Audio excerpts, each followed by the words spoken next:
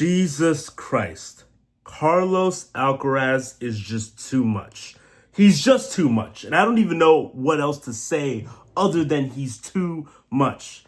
Today, Taylor Fritz played as well as I believe he possibly could have played. And that's as well as I've seen Taylor Fritz play ever. He was great. And this is the guy who has been, other than Alcaraz, of course, the best grass court player of the past 3 years or so. Won 2 titles on grass before this, both at Halle and in Eastbourne.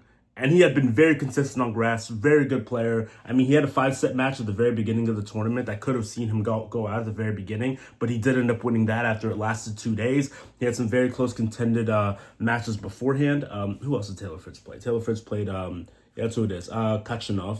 Kachanov, and then, it was against Betsy Bereshar, which he was down 2 sets, lost 2 tie breaks, but then came back and won the match, and I believe that went to, lasted 2 days. So he's been great, and he's overcome pressure, he's overcome adversity, and he's done very well as he possibly could have done. And I know Taylor would have loved to play in a Wimbledon final, because of course it is Wimbledon and it's a final. But Carlos is just too much. I mean, I could immediately start with the tiebreak and what happened at the end, but for Carlos, the way that he won the first set and didn't even look like he got into second gear yet. He had just had a break opportunity, took advantage of it at the very first service game and then won. Second set, though, he did hiccup a little bit in the very last game of the set when he was serving for it to potentially go into a tiebreak, which I believe he would have won. He had a little bit of a slip, and then Taylor Fritz blitzed through him. I believe that was a love break. But then the third set, he broke him once again, Carlos, and it looked like he was getting into gear, getting his rhythm. Fourth set was incredibly close, but the interesting thing about the fourth set tiebreak is that Taylor Fritz was up 6-4. He had double set point, and then bang, bang, bang, double set point turns into match point.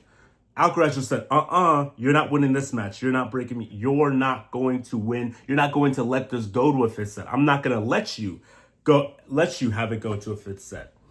And it didn't. It didn't go to a fifth set because Carlos was lethal in the last 4 sets of the tiebreak. And Taylor Fritz did everything he possibly could. But Alcaraz's ability to get to some shots where you're like, no, I don't even think any other player on this planet would get to some of those shots. The power that he has on his forehands, the way he toys with you with his drop shots and makes it look like you've never picked up a tennis racket in your life.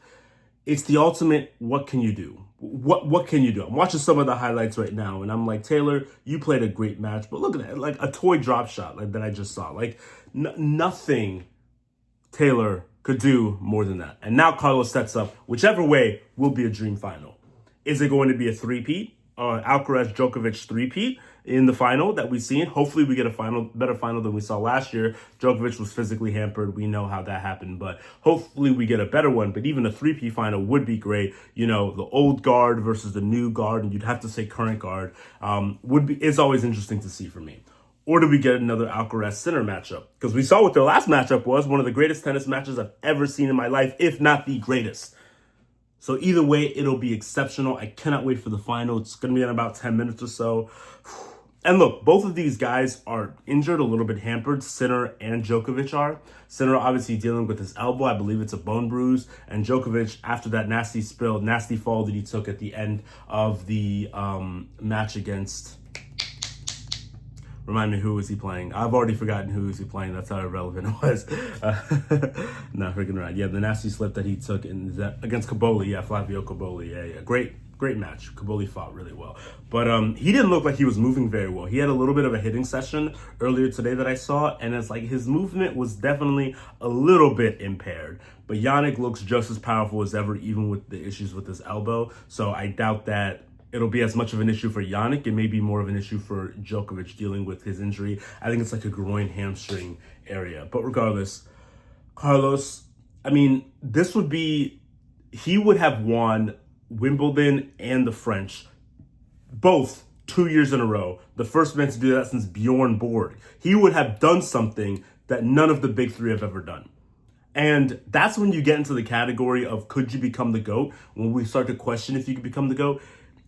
Who I believe the 3 greatest players of all time, if you do something that they never did during their time, that says a lot, and that goes in your favor, and that helps make your case that you could potentially become the greatest player of all time. If you do something that none of those guys have done, the way that those guys absolutely dominated the sport for 15 years, if you can do something that none of them have done, you're on your track to being the greatest player of all time. And if you can consistently win these 5-set matches, win these 4-set matches, the longer a match gets, the lower the likelihood that you're going to be Carlos. The lower the likelihood. I mean, he's 13-1 now in 5-set matches. 4-set matches, I mean, it feels like every match so far at Wimbledon, he's kind of dropped the set. Not against Cam Norrie, but he did against Rublev, he did against Jan-Lennard Struff, and he did the very first match, which went to 5 sets. He'll drop one, he won't play, as suffocating tennis as Yannick will, but it almost feels sometimes like he's gifting you one, and then immediately he's like, all right, I'll get this right back. And it seems like he's the type of player who's actually the best under pressure, which is maybe the biggest compliment that you can give him. When there's little pressure, it feels like that's when his game can slip off. When it's like, okay, you could lose this set and you'll be just fine, that's when maybe you can get back into the match if you're an opponent. But when there's pressure, and when Carlos needs this, and when Carlos is like, I ain't trying to let this get into a 5th set. I'm not trying to extend this. I'm not trying to give those other two over there that are waiting for me a little bit more rest time. Nope. I'm going to finish this right now. When that point hits, Carlos is unbeatable. Carlos is unbreakable. Carlos is untouchable in this sport. And maybe that's what he needs, because maybe he gets the nerves when he's winning. He gets the nerves when he's clear. And then if you're an opponent that doesn't have anywhere near the quality to punish him, potentially, he'll still straight set you and it'll be easy. Like Djokovic last year. Obviously, Djokovic, greatest player of all time, but at that current moment, he didn't have the quality in order to fight against the Carlos just because he was physically hampered, and he was 37 at the time, now 38.